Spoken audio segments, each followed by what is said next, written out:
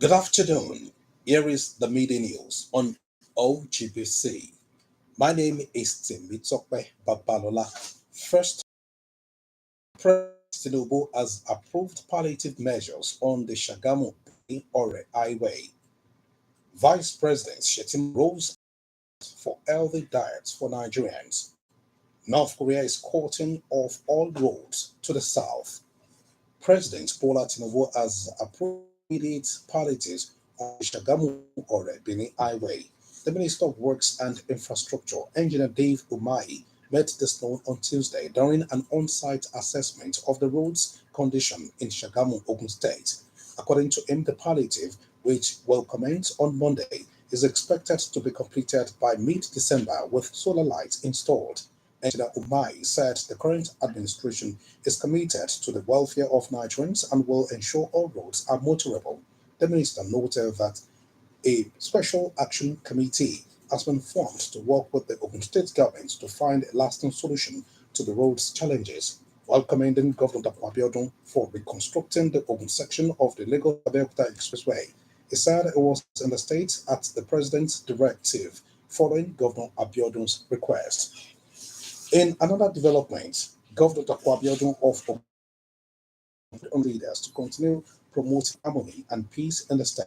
He emphasized that the relative peace being enjoyed in Ogun State is due to the good relationship among different religions. The governor also assured that his administration will continue to foster this harmony, encouraging religious leaders to always preach peace and unity among their followers. The governor made this call at the Awujale Pavilion in Ijebode during the installation of Obasikiru Kayode Adetono as the Amir Malik Islam of Yoruba land, Edo, and Delta State. He praised the monarch's commitment to Islam and his zero tolerance policy on corruption. The federal government's priority on food availability goes hand in hand with its commitment to eradicating malnutrition. Speaking through his media aide, Mr. Stanley Nkwocha, on Tuesday in Abuja, the Vice President Kashim Shettima said the Vice President informed that unless each household has access to prescribed diets essential for a healthy life. According to him, this goal aligns with President Bola Tinubu's administration's focus on nutrition and healthcare. He emphasized the importance of ensuring that every household has access to nutritious food. Nigeria's Transport Minister, Senator Said Al-Khali, has said that has directed the Nigerian Institute of Transport Technology (NITT) to establish compressed natural gas (CNG) conversion centers across all 36 states.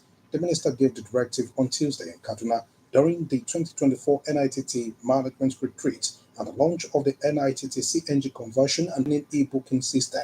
According to him, the move is aimed at promoting the use of CNG as a cleaner alternative to fossil fuels. Senator Al-Khali said the transport sector is critical to the nation's economy, adding that the establishment of CNG conversion centers supports the government's commitment to energy security and sustainability.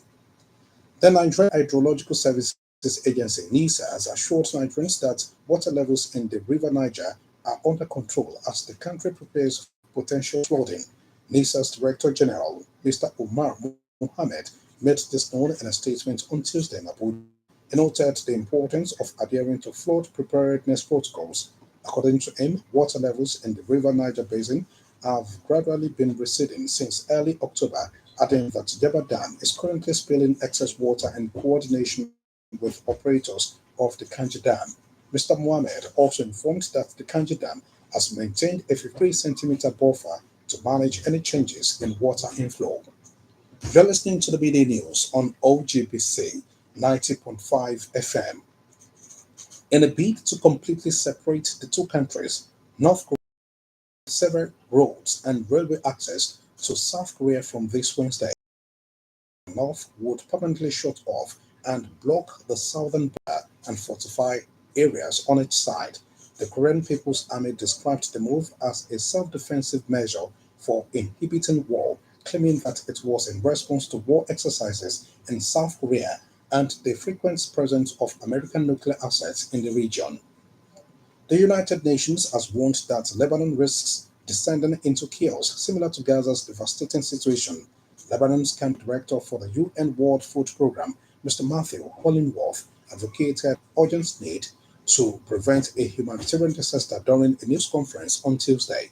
Mr. Hollingworth, who previously oversaw the WFP's Gaza operations, expressed concerns over similarities between conflict. Israel's war in Gaza launched after Hamas's October 7, 2023 attack has killed over 41,900 people, mostly civilians. Florida residents are rushing to finish emergency preparations or just leave as Hurricane Milton races towards landfall on the heavily populated Tampa Bay. Milton is currently a Category 5 storm, packing ferocious winds. It is expected to hit with full force this Wednesday night, less than 2 weeks after the state was struck by the devastating Hurricane Helene.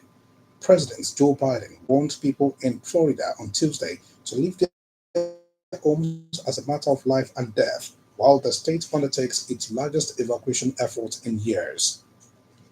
Boeing says it has withdrawn its pay rise offer to striking workers after negotiations with unions representatives reached a stalemate.